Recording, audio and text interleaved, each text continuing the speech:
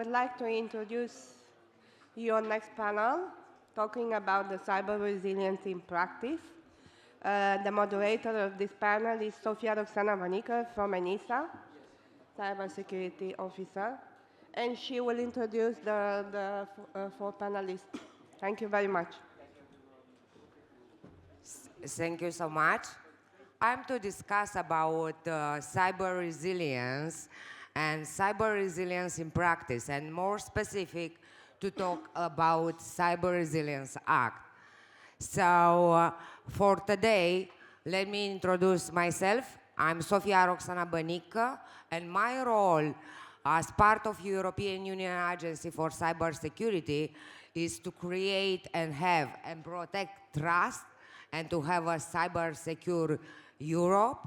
And we, as ENISA, we are committed to work together with the member states, with all the actors from the single market, in order to have to achieve the same level of cybersecurity across Europe.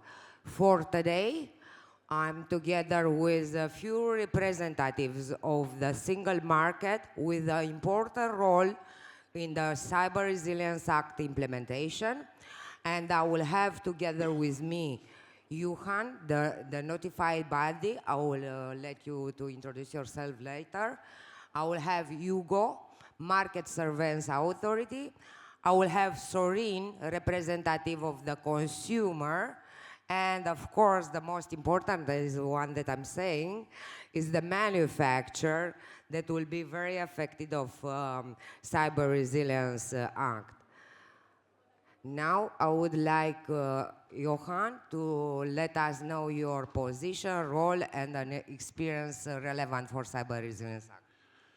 Well, my role is heading the certification authority responsible for not only CRA implementation, but also responsible for CSA implementation and supervisory body for NIS2. I think it provides me with an overview, a horizontal overview of all the EU regulations that we're going to implement in an effective and efficient way. Hugo? Thank you. My name is Hugo LENSSEN. I'm working for the market surveillance in the Netherlands. I have two roles. One role is the program manager. Later on I will explain more about what is the role about. And also a senior inspector, so a two-head. And maybe as last, in my program there's two topics, the Radio Directive 3.3 and the Cyber Resilience Act. So that's also good to highlight. Two in one. Sorin, MIERLEA, I'm from the Consumers Protection Movement. We are present in 11 countries in the European Union. Our organization, InfoCons, is the part of the Consumers International. And we are very focused about the cybersecurity because I think it's a very important issue for the consumers. And we want to share with everybody to understand the consumers' protection. The consumers is not something about somebody, it's about us, about me, about you, because everybody, we are consumer. Good afternoon, everyone, and I'd like to thank the organizers for giving me the opportunity to be here with you today. My name is Ilias. I'm the Chief Privacy Officer of Broadcom. Broadcom is a large enterprise software and enterprise hardware company. So we are building semiconductors mostly. We are building enterprise software. We do not sell to consumers, we sell to other companies, but we're doing this work, if you like. We're part of the supply chain, more likely on the top of the supply chain, pushing the different technologies downstream. I am the Chief Privacy Officer, so CRA is not intuitively my area of work, but I've also been intimately involved in the discussions as part of the CRA adoption and educating the company about the different EU rules. This is why I think I'm relevant in this panel. Thank you so much. Before to start the discussion in the panel, I really want to see how many of you know about CRA and how many of you really read and concern about CRA. Can I see some hands raised? So it's a full room of the people that they know CRA. So this will make our role here easier, a little bit, not too much, but please allow me to set up the scene of the today discussion before to give the floor to my panelists. Because we talk about cyber resilience, when we talk about EU single market, I would like to have the same understanding. What is this EU single market? You know, we have this EU single market from 31 years ago, and we talk about good movement of goods. We have the movement of capitals, of services, and the most important for everyone, we have this freedom to move, to live in other countries, to work in other countries. And as a consumer, as Sorin said, we have guaranteed the fact that we can buy from the shelf safe products. And we are protected as a consumer because we have a system in place that protects us. But what's happened today? We talk about internet-connected economy. We talk about internet-connected society and internet-connected citizen. So actually, we need to get prepared for a new single market that will play big.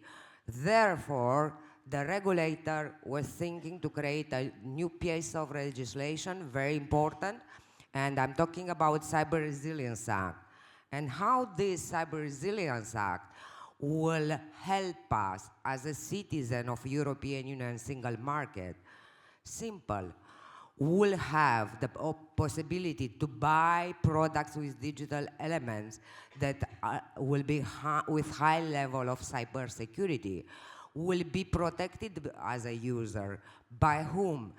By our manufacturers, by the system that will be in place, and the manufacturers, by the way, will guarantee us that they will effectively manage all the vulnerabilities of the products that we will buy. And for us, as a European Union, we will be aware about union dependency of software components.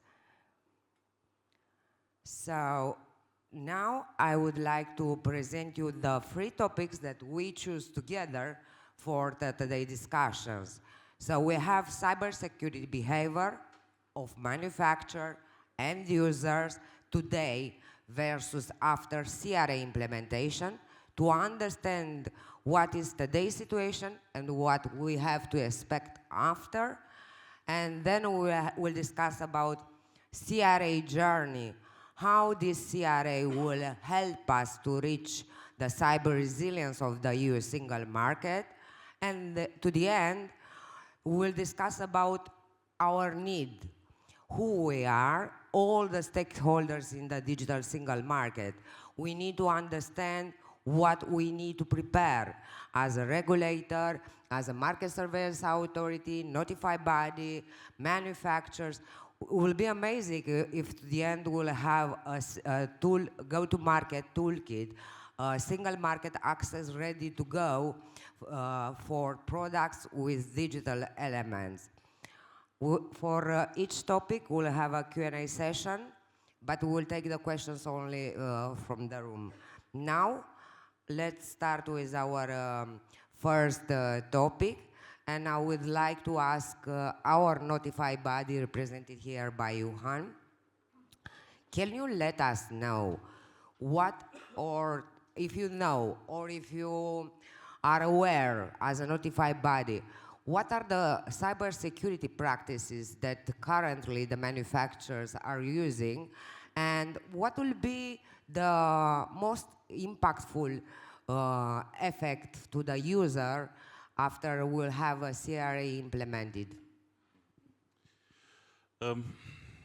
Well, for the first element, what is the level of our current manufacturers? I use the results prepared by my colleague who tested a number of IoT products, and where you see that 80% of them don't even match the basic elementary cybersecurity requirements. This is just reality. I don't have any opinion about this. It is just from that reality on that we should start working. and that we should realize ourselves that although ENISA is forged to focus on the high end, there's also a lot of work to do on the manufacturers who are at the low end.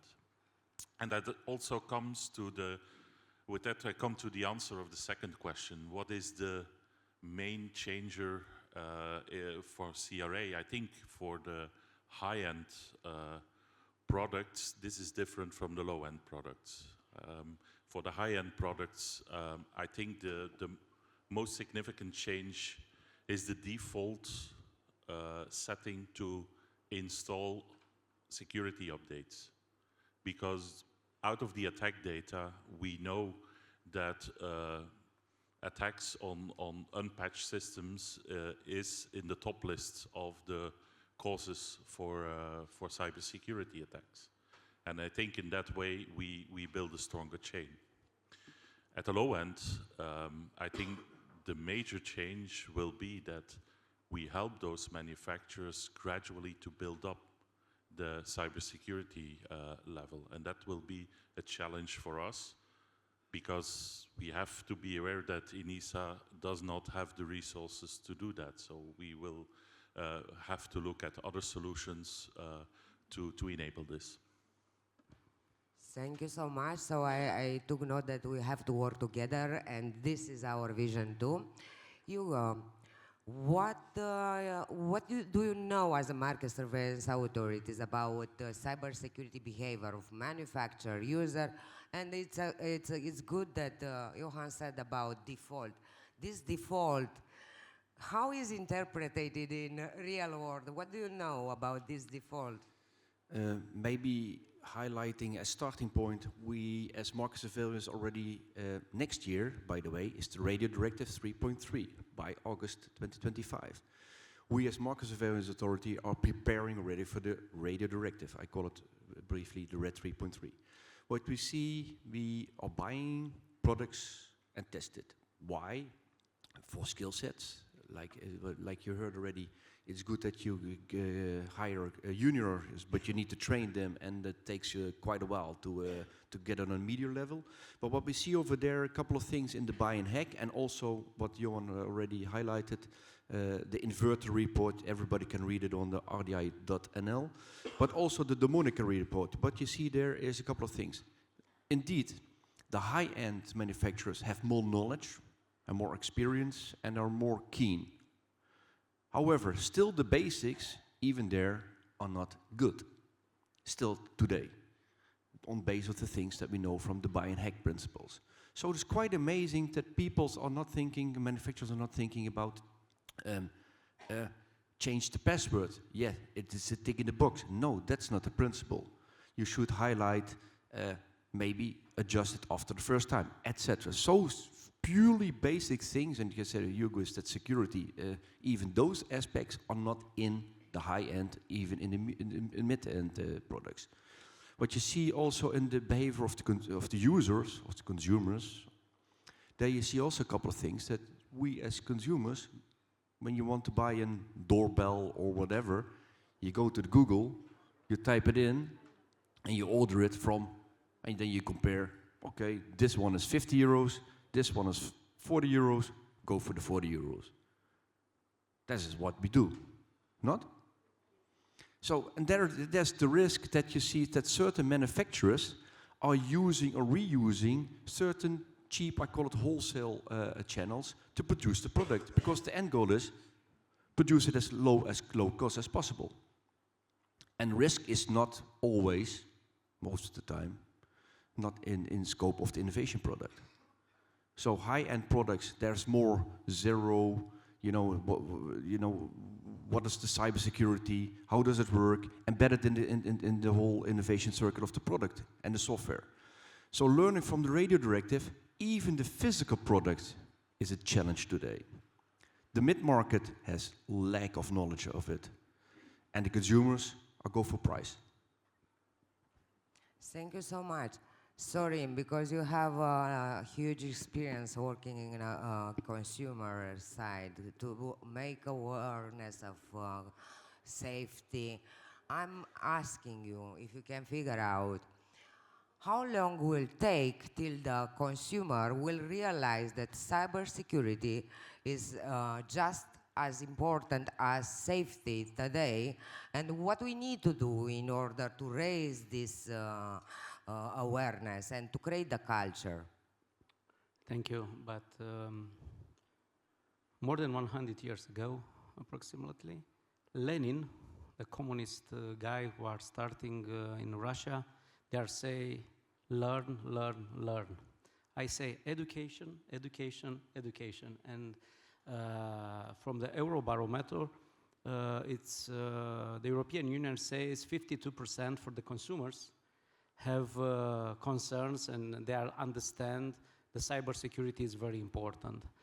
But I think it's very optimist because maybe we understand, but it's important what we do for this. And for example, many people maybe from this room, they are access for Wi-Fi from this hotel. It's safe or no? You are going to airport and you access the Wi-Fi in the airport, it's safe or no? And not in the last, I think this type of the information it's very important to have in the kindergarten, in school, in university, to understand, because the new era, it's about the intelligence, the artificial intelligence, about the internet access for everybody.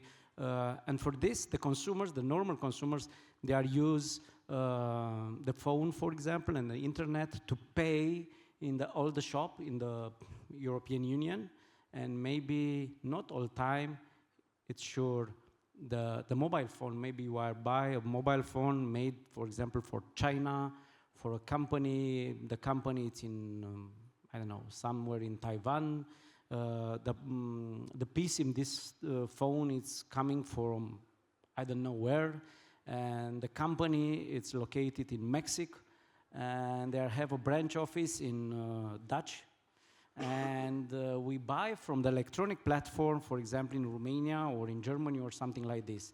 I think it's very important to understand the basic standard for security in the European Union. And for this, I think the consumers, they are much more understand and most educate, but the company who are buy, for example, the Broadcom, when they are buy the product to make their stuff, I think it's important to have this type of the information about alert system for the European Union. For example, in the last 3 months, they are coming more than 4,000 alert.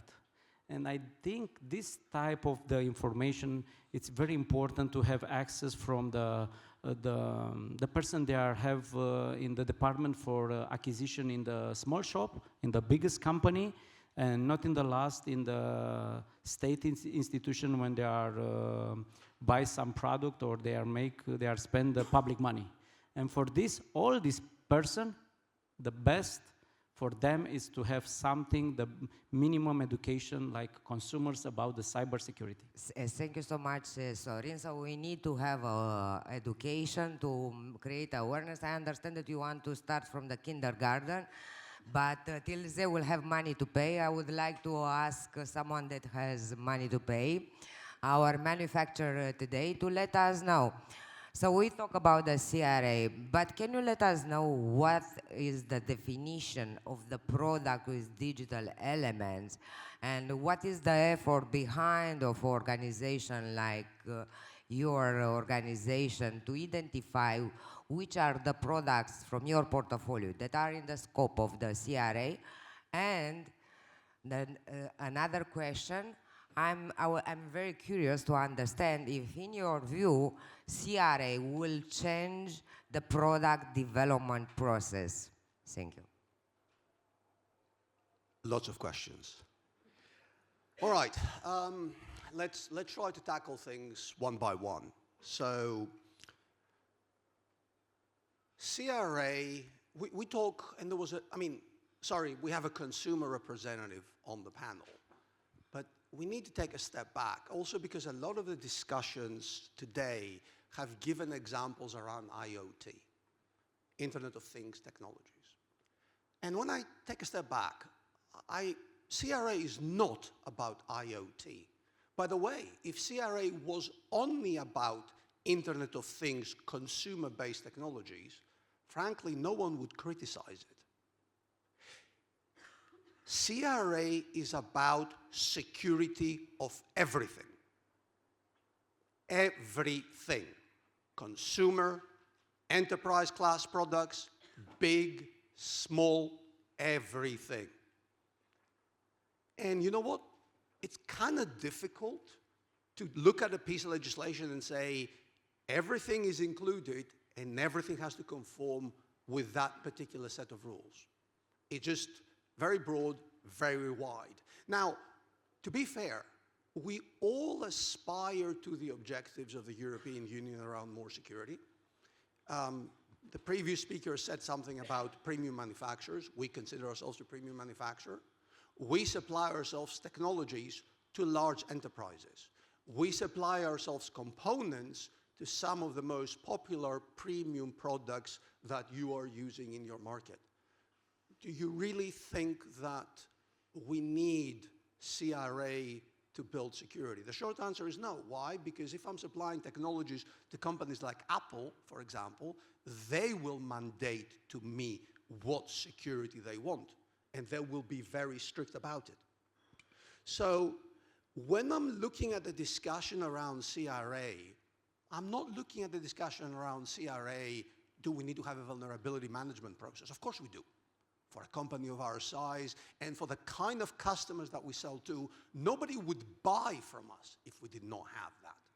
When I'm looking at CRA, I'm not looking at the number of security controls or what security controls is the CRA imposing on me. If I'm selling security software, by the way, I come from Symantec, right? I have 16 years in a cybersecurity company. Of course our firewalls need to be protected. Of course our antivirus need to be secure. But when I'm looking at CRA, I'm looking at it from an ecosystem point of view. Meaning, if I'm a premium manufacturer, let's use an example that everybody understands. If I'm making Mercedes cars, okay, suddenly, instead of selling Mercedes and say, I'm Mercedes, believe me, trust me, I'm BMW, I'm Audi, pick a car, okay? I'm giving you the 3 brands that I have historically driven. Then, if I pick one of those cars, and I'm representing that, now I have to go to a middleman called Conformity Assessment Body and tell him, prove to me that I am Mercedes, pay him, her, wait for 3, 6, 9, 12 months, how long the conformity assessment takes, and then bring my product into market. And by the way, when I say bring it to market, it doesn't mean sell to the consumer. It means sell to the other company that may have to do another conformity assessment and sell downstream and downstream.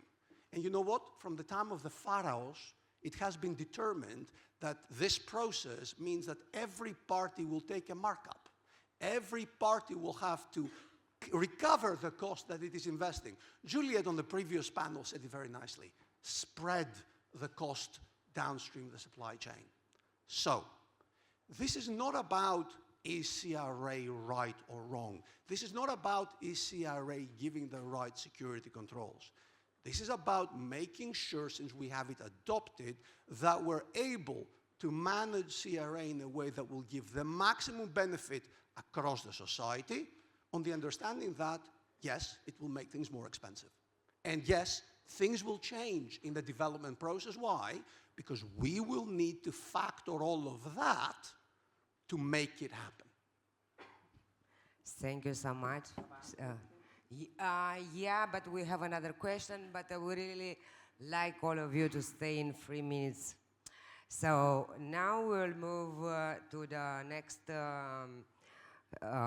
we have a question and answer. So it's the session for question and answer. Who wants to raise question from the room? We'll have 3 minutes, only from the room. We have a question there. Who can help me with the mic? Okay, so Goran. Thank you, Roxana. Because, and you know, this mirroring also to the point that Ilias outlined in terms of sort of the, you know, the wide application of the CRA. I would be interested in everyone's views. If there was one specific product area product application that you think the CRA should focus most on? Where you see the most criticality, most vulnerability? I think Johan sort of outlined that in terms of consumer devices, but again, where do you think that the CRA has more urgency in being implemented, and could that be part also of the implementation work of the Commission in the sense of could delegated or implementing acts also sort of assess what is which areas should be fast tracked, if I could put it that way? Thank you. So to understand that you don't want to have the same common level of security for all the products with digital elements. I'm just curious. Okay, do you have this specific, for a specific panelist, the question, do you have it from one specific panelist? All of you. Johan. Why pick one? That's the big question. Why are we doing this CRA exercise? We are moving to a more digitized world. And for the past, we didn't have much rules in this digitized world. And that led to the fact that cyber criminals come in and they have a free playing field. And if we want to build trust in that world, we need to build up from bottom up. And yeah, we don't pick one from the start. We start building up from the ground, foundational levels, to have, as fast as possible, the largest impact. Because this is the way in which we can build trust. We are here together with people who are innovative, who are accepting towards digitization. The world outside is not completely the same. The world outside consists of people who have been facing the risks of a digitized world, who are in need of getting some simple messages, such as basic, substantial, high concepts they can understand. And it's up to us to build that. So and that's a little bit the main message around this. If we start focusing on one aspect, we can say to ourselves and convince ourselves that we are building trust, but building trust you do by facts. And the experience of people will be the facts that determine the trust they will have. And that's the reason why I think it's a wrong idea to pick on one point, and why I focus that much on the foundational levels. So I circumvented your question a bit, but there's with due reasons. I also would like to add something. We had the same debate about market surveillance, where to start. Still, 2027, time enough. And then we had also internal the debate about learning from the things that we now, explore currently, what we call buy and explore. You see, smart home, many things are not good. Smart factories, same issue. Energy transition, also some challenges. So there's not one thing to target. I think many manufacturers can already start today with cybersecurity embedded in an innovation system. Thank you so much. I really want to ask if you have a question that maybe you can develop more after we'll deliver all the topics, because the topics are correlated and we are running out of time. Actually, this is the truth I'm trying to say easily. Can you keep the question and raise it at the end? Yeah? Yes. Thank you. Well, the question is a hypothetical one. Peering into the future, how would you see the implementation of the CRA being done at the, let's say, lowest level regarding online retail? The two hypothetical cases I have in mind is somebody, a citizen from the EU, buys a cell phone, but from Temu, Alibaba, or eBay, and then just ships it into the EU. Being a small package, it does not pass, it passes through the customs without any verification because it's a smaller value, hypothetically. Or for example, I go to another country who has the iPhone 16, but there they don't have the CRA regulations, and then I buy it over there, and then I import it into the EU because it's my phone now, and basically it's not it doesn't have the CRA regulations. Thank you. Thank you for the question. This is the reason why I said let's wait till the end, because some answers are already inserted in the panel discussion. So we will answer to you at the end if you will still have the question. Let's move to the next topic, because as I said, everything is linked. Not only the fact that we are together to work together to make this happen, but CRA has a journey. It's a journey from the moment that we are today till the moment when we will reach to have on the market only the products with digital element without known vulnerabilities. So now I have a question for you, notified body.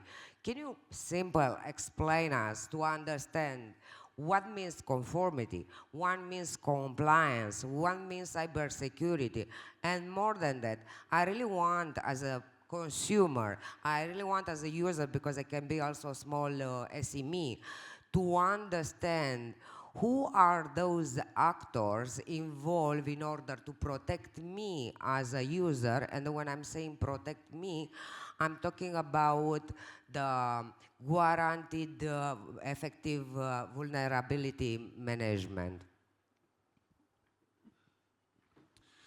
Well, towards definitions on conformity and compliance, it's quite simple. Conformity you do to standards, compliance you do to legislation. So that's a terminology which is known. Cybersecurity, and that's a little bit where the CRA is a little bit fuzzy, differs from the basis where the NLF framework was designed for. NLF framework was designed for safety.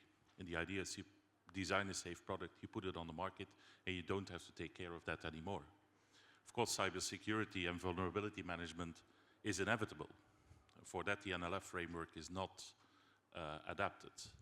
And what we fear, and this will be one of the core elements where we have to take care about the implementation, is an avalanche of vulnerability announcements.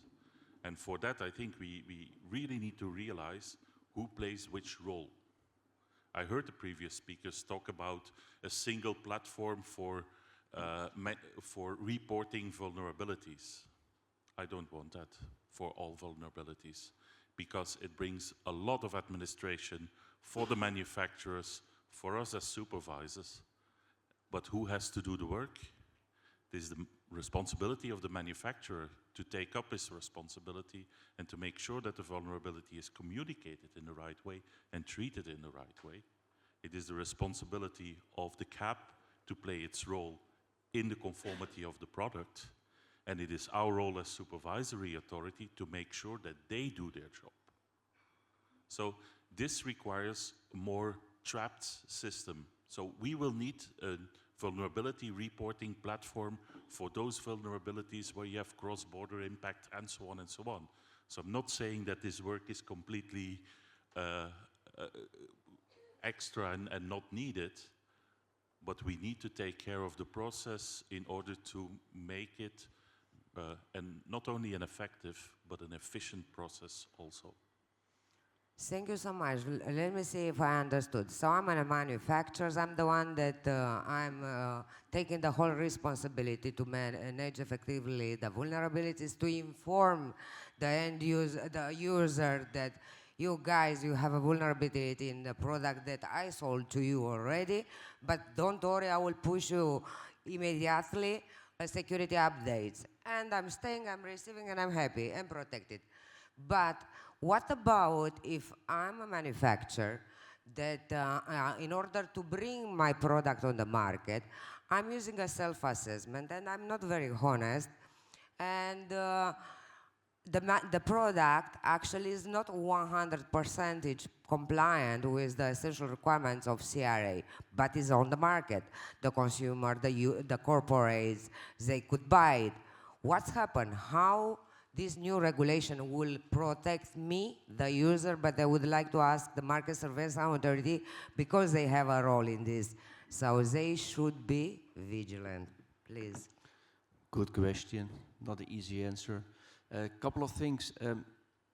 There's a whole debate on what we call placing on the market. I don't want to, the last time when I mentioned it, there's a debate about what is it. So certain things getting done out of context. So I would please advise, read the blue guide. All the things are in it. But what we generally see, coming back on the topic, is that we see many manufacturers see still security as a tick box. Password, done. Encryption, done. But that's not the case. So you also risk-based assessments needs to be done. And coming back on the innovation or produce the software, but also when you buy stuff from other vendors, CE plus CE is not always CE, as you say it. Those kind of debates. So we see still a lot of manufacturers thinking, oh, we just innovate something, we produce something and put it on the market. But security should be in the blood, in the whole, in the whole company. And keep in mind, in the CRA, it's the cloud, it's the app, and the physical product. So the scope is quite broad, and the companies need internal the companies need to work together. How to do that? So thank you so much. We have to watch also this nice clock red there. I would like to ask you something, but quickly, Sorin, so very quickly answer. Because you have this experience with the safety. The EU system for the alerts of non-compliant products help the EU society in order to raise the level of the safety of the citizen.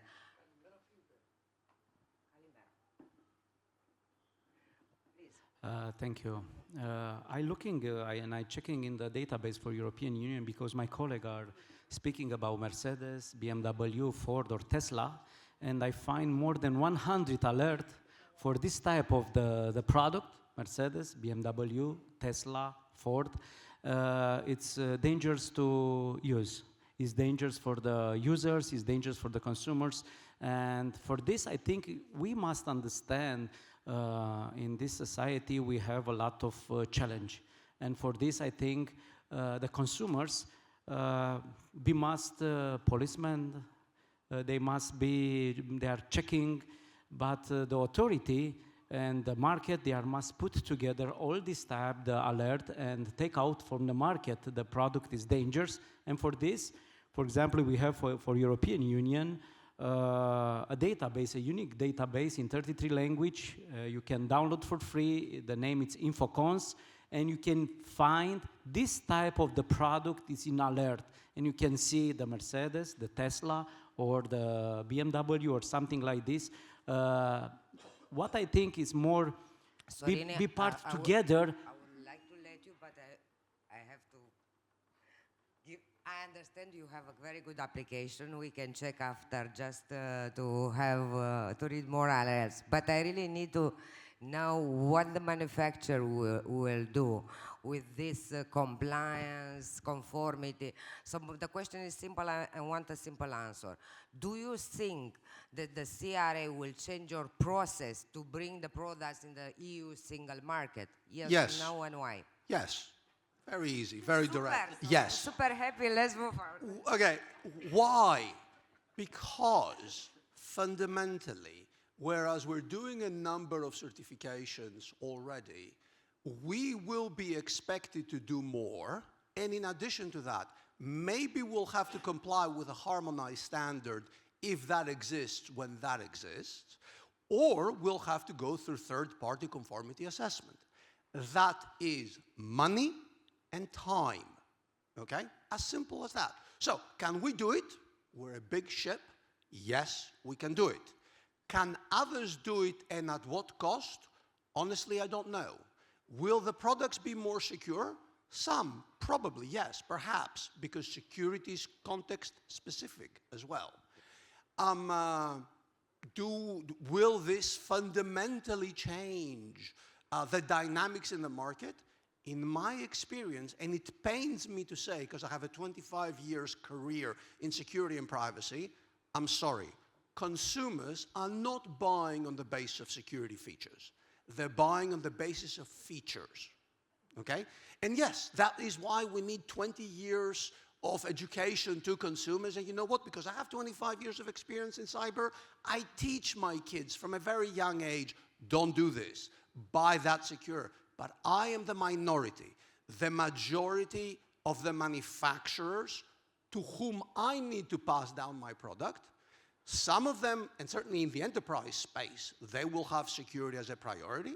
In the consumer space, they'll have features, and especially features that they can monetize. So, CRA in that sense is helpful because it's pushing more security controls. So, but then again, this is not a problem of the manufacturer. This is a problem of what the market is asking, okay? So the need, but I will not ask you anything now about the need. I would really like to touch the last topic of our discussion, go-to-market toolkit. What all the stakeholders needs to have are ready to go, plug and play, to sell their product and to be compliant with CRA. The same question for all of you. What this go-to-market toolkit should have included for the perspective of notified body, market surveillance authority, consumer, and of course, what manufacturers, the big boy, could invite the SMEs to do, to have for their compliance. So, Johan? Well, people who know me know I like frameworks. I love them because they give structure and they overcome the main argument of my colleague of Broadcom, namely that when you do this in a smart way, certification under accreditation means that you certify once and it's accepted everywhere. That's the principle. So on frameworks, yes, we are working on a framework. I'm not ready to show you now. I don't know if we will succeed. But the framework will be based on several regulations at the same time, because you cannot build a secure product in an unsecure environment. And for a secure environment, we have something like NIS2 with all the frameworks that we built for that. We can reuse those elements in the other framework. On secure development, we have frameworks available. Let's reuse them. And then we can limit ourselves to technical standards which are product specific. And this is a smart way to build these kind of certification frameworks where you have a common base, and when you differ from the common base, you're working product specific. This is for me the way forward, and looking forward to do that together with all the parties around the table as we have done this before. And in that perspective, I think it was great that Romania joined our Cyber Fundamentals framework. That was, for me, the top of yesterday when they signed the agreement. So together with Romania, we will move a step forward. Thank you so much. So Hugo, Sorin, Ilias. I would like to highlight the toolkit. You think it's details and specs and descriptions, but I think the toolkit first of all needs to consist, what is the CRA? What does it mean? Why should it be there? So I call it awareness phase. And then coming back on the initials, what we also highlighted is the bigger companies, the smaller companies, how to reach those guys, that stuff. That's what we experienced once again in the radio directive, threat 3.3, how to reach the smaller players. But also how to reach, you also have companies like dropshippers, e-commerce channels. What is the goal? What is the, not the goal, but what is their role, I should say? What do they need to do? What can they do? And that is also one of the things of awareness. I see still many companies, many players are unaware. So that's what I would like to get awareness. And then maybe not the audience over here, but please in case you have knowledge, participate in the working group. You know, we have working group 1, 2, and 3. Please, when you have resources, when you have knowledge, share those in the horizontal and or in the verticals. So that's what I would like to say. Thank you, Hugo. Short, Sorin, Ilias, very short. What I think about this type of the toolkits, maybe a new concept of the label for the consumers, because now we have technology and we want more safety for the consumers.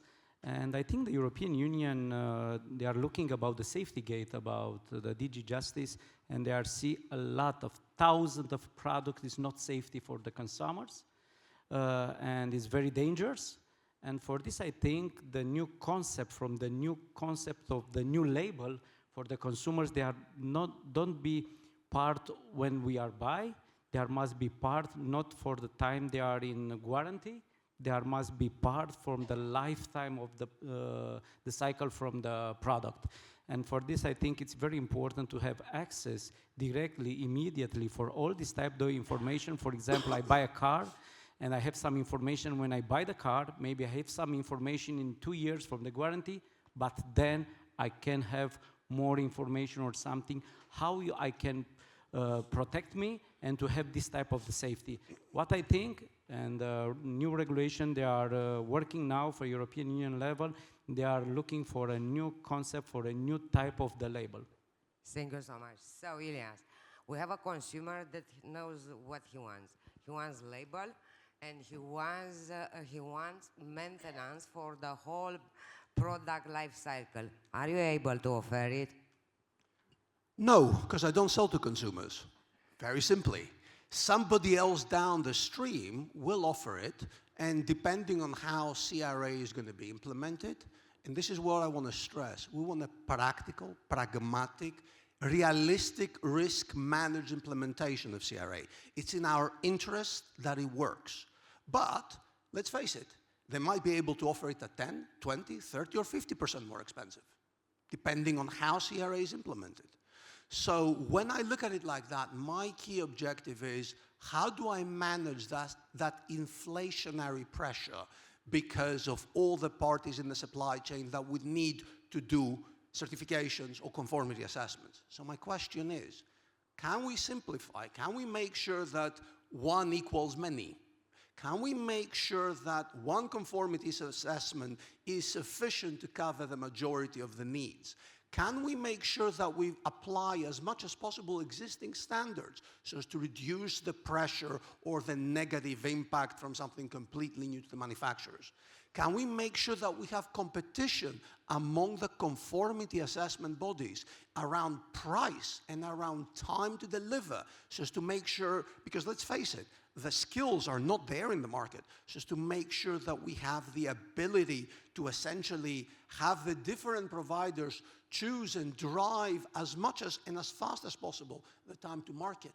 These will be the kind of elements that will determine how successful and speedy the implementation of CRA is going to be. And frankly, I look at ENISA as a key player in that regard, because when it comes to notifications and management of vulnerabilities, when it comes to the development of standards under CRA and CSA, ENISA has a key role to play. So existing processes that work, speed, and the creation of a market around certification and conformity assessment, since this is the political decision, will be the drivers that will either, frankly, increase or decrease the cost. We're here to work with you to make things work.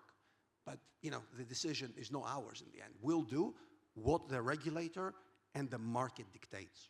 So, thank you so much. Just to recap for the regulator, we need to have a go-to-market toolkit that includes everything for necessary for any category of products, but also for any category of type of user.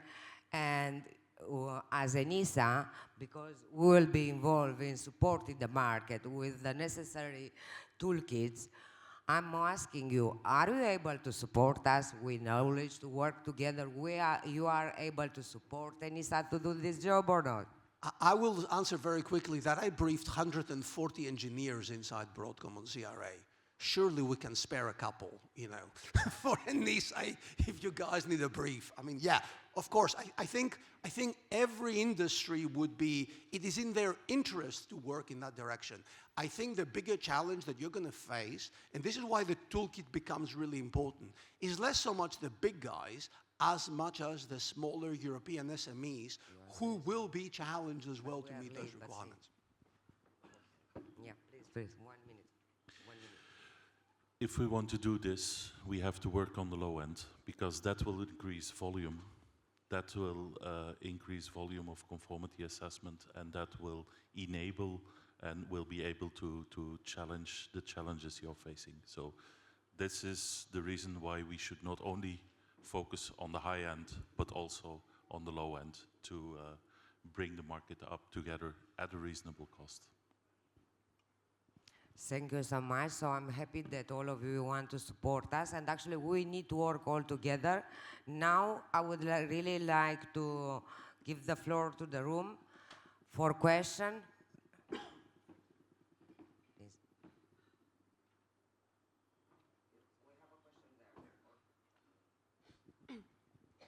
Thank you for this presentation. I have, I think, 2 questions now. The first question is a challenge, I think. How can you see the hacktivism? If we speak about security, we speak about this phenomenon, hacktivism, who can create some problems if we speak in terms of cybersecurity. After that, I have another question regarding the European instruments, the regulations, and I speak now about GDPR. The first question is how difficult it is for a single market to respect the GDPR now. And after that, all the European instruments let the possibility to all the member states to have initiatives and to complete the EU regulations. In this case, how this single market can be a single market, or how difficult can be to keep this single market in a unitary, I don't know, syntax, something like that. Thank you. Yeah, thank you for your questions. We are here for the Cyber Resilience Act. Your questions are more related to the GDPR. Can we answer to you in the break, because it's not CRA related? But I have here with me the... You have the Chief Privacy Officer. Yes, okay. Okay, very quickly. I don't perceive that there is an issue between GDPR and CRA. CRA is a product security legislation, hardcore in fact, with very few, well, with few requirements around Annex 1, and sometimes those requirements are a bit tricky. Tricky in the sense that occasionally they can be self-contradictory, right? Full anonymization and full logging, for example, in the security requirements around Annex 1. So but fundamentally, CRA is not an issue when it comes to GDPR. Frankly, the issue when it comes to GDPR, and you can read about that in blogs I've published, is GDPR, NIS, and NIS2 and DORA. And NIS2, again, even less, because, again, NIS is more around the security controls, much more particularized, much better in many ways than GDPR, whereas DORA, because it has a lot of data governance and covers personal and non-personal on a sectoral level, that's where really the complications exist, but definitely not on CRA. Okay, the next question. Thank you. My name is Juana Constantin. Thank you for taking the stage today. It's going to come on us very quickly where most enterprise-level organization, mid-sized businesses and smaller businesses will be operating with a software bill of materials-centric mindset. And currently, the biggest driver for SBOM adoption are governments and European policies. EU vendors will be mandated to attest compliance with CRA SBOM requirements. But we, as consumers, traditionally tend to focus on threats to data confidentiality, credit card numbers, social security numbers, personally identifiable information, but much less on the consequences of failure that are irreparable or irrecoverable. How do you plan to encourage consumers not to accept the unknown risks associated with these gaps in the software inventories, and understand the concept and significant role the SBOMs could play for them. Thank you.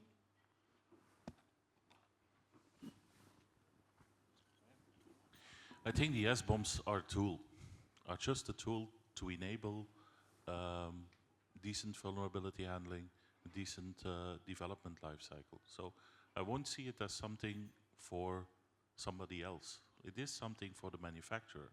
It is something where a CAP plays an important role, and it is a reference work where I, as a supervisory body, want to refer to understand what the real problem is. But for the consumer, this message is way too difficult. We don't want this message out. You just use the SBOM as a tool. In agreement with Johan, I would never show an SBOM to a consumer. The consumer wouldn't understand what that is. The value of the SBOM is from a governance point of view or from an audit point of view to be able to show back what it is that I've actually done. And by the way, the discussion around SBOM goes deeper into other EU legislations, in fact, like DORA, because in the context of DORA, if I want to do audit to a non-prem product, how am I doing it? In reality, the only way to do that is secure development lifecycle review, because otherwise I'm running it, there's nothing to audit, unlike the cloud, for instance.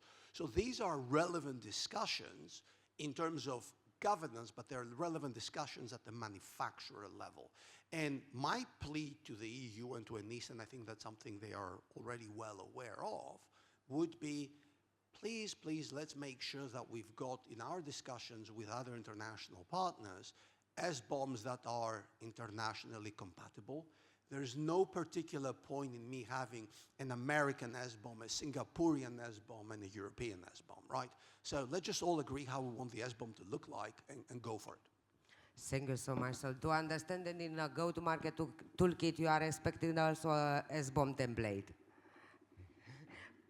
As long as you can agree the SBOM template with others, sure, we can live with an SBOM template. Okay, thank you so much. Anyway, the technology is not helping us. We cannot display the last slides. Okay, so this is our last slides, and I wanted you just to. I will let you to take the picture of the slides. So I ask my lovely panelists to say a word for you, and you can take pictures. We'll use their codes and publish in social media. Thank you so much. And for the questions, we are waiting you outside. Thank you. Thank you.